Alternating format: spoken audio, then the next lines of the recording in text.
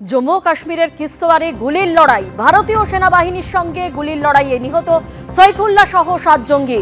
নিহত জঙ্গি জৈশ কমান্ডার সাইফুল্লাহ। খবর সূত্রে জঙ্গি ঘাঁটি খুঁজতে কাজে নেমে পড়ে ভারতীয় সেনা কুকুর টাইসন। সেনাবাহিনীকে পথ দেখিয়ে নিয়ে যায় দুর্গম এলাকায়। জঙ্গিদের ছোড়া একটি গুলি লাগে টাইসনের পায়ে।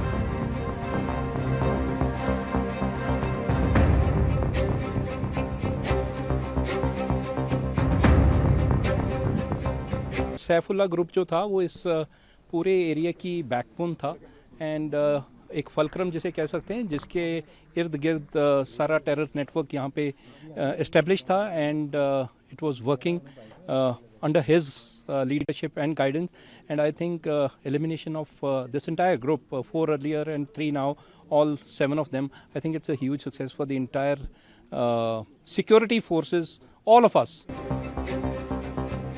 পরের খবরে আসবো, বাঁকুড়ার জয়পুরে মর্মান্তিক পথ দুর্ঘটনায় মৃত্যু হলো উচ্চ মাধ্যমিক পরীক্ষার্থীর। পরীক্ষা দিতে যাচ্ছিলেন তিনি, তখনই উল্টো দিক থেকে আসা একটি মোটর ভ্যান ইঞ্জিন সজোরে ধাক্কা মারে তাকে।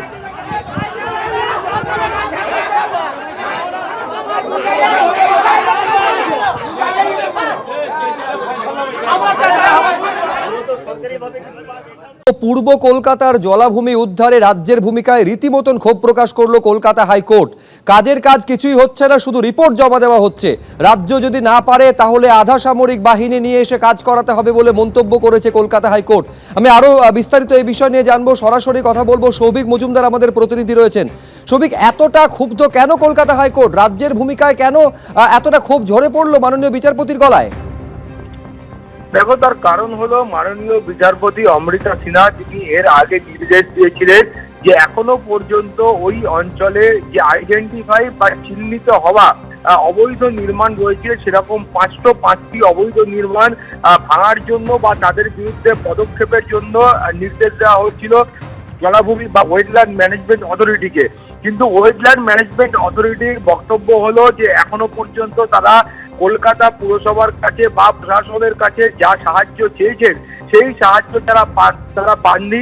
তাদের বক্তব্য হলো তারা এর আগে বিদ্যুৎ সংযোগ বিচ্ছিন্ন করার জন্য গিয়েছিলেন, কিন্তু সেখানে তারা বিক্ষোভের মুখে পড়েন এবং সেই বিক্ষোভের মুখে তারা প্রশাসনের কাছে সাহায্য চেয়েও পাননি। ফলে তাদেরকে কার্যত খালি হাতে ফিরতে হয়। এখনো পর্যন্ত তারা কলকাতা হাইকোর্টের যে অর্ডার রয়েছে বা নির্দেশ রয়েছে সেই নির্দেশকে মান্যতা দিতে পারেননি। ফলে সেই কারণেই মাননীয় বিচারপতি অমৃতা সিনহার বক্তব্য হচ্ছে রাজ্য সরকার না পারলে তিনি কেন্দ্রীয় বাহিনীর সহযোগিতা নেবেন। ধন্যবাদ সৌভিক।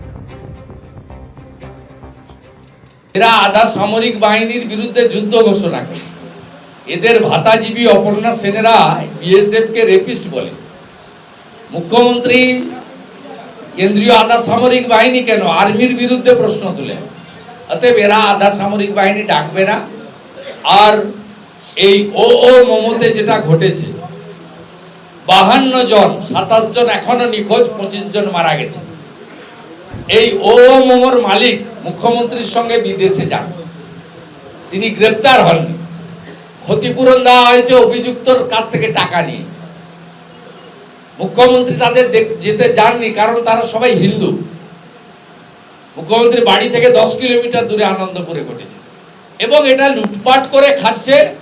এটা গ্রাউন্ড রিয়েলিটির উপরে উনি বলেছেন মাননীয় বিচারপতি, কিন্তু কার্যকর তখনই হবে যখন এখানে বিজেপি সরকার আসবে।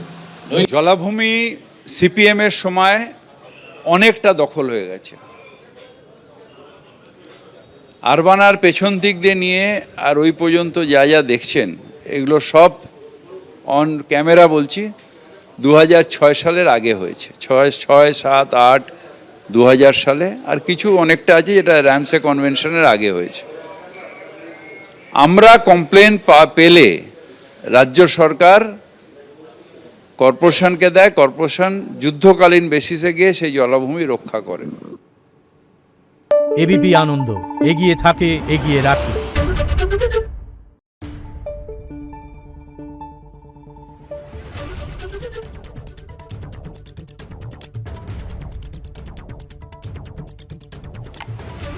Thank you.